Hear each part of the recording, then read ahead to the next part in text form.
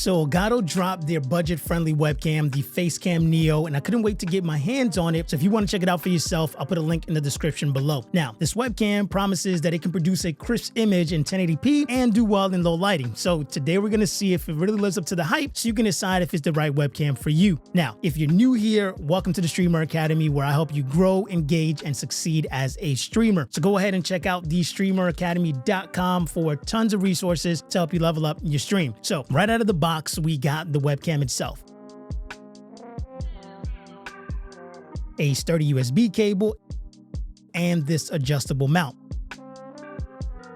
Now, the first thing you notice is the build quality. It's sleek, compact, and surprisingly durable for something in this price range. And whether you're mounting this on your monitor or a tripod, the mount has a good solid range of motion, making it easy to adjust to your perfect angle. Now, let's talk about the features that Elgato packed into the Facecam Neo. So you can do 1080p resolution at 60 frames per second, so you get a nice, smooth, quality image. And then it has a Sony Starvis sensor. And all that means is that it's optimized for low lighting conditions, making it a good option if you don't have many lights. But I encourage you to try your best to light yourself as much as you can so you can get the best results. And then of course, it's plug and play via USB-C, so you don't need no drivers or software. You can just plug this in and it's ready to start utilizing. So let's go ahead and see how it performs. So here's the Facecam Neo straight out of the box, no filters, no settings tweaks. What you're seeing here is plug and play performance. So the colors are good, the frame rate is smooth, and it handles background lighting really well. Like most budget webcams would blow out my LED lights in the background, but the Neo keeps everything kind of balanced. And again, in low light conditions, this is where the Starvis sensor really shines. So you still kind of get a clear image without adding any extra lighting. So it's, like I said, a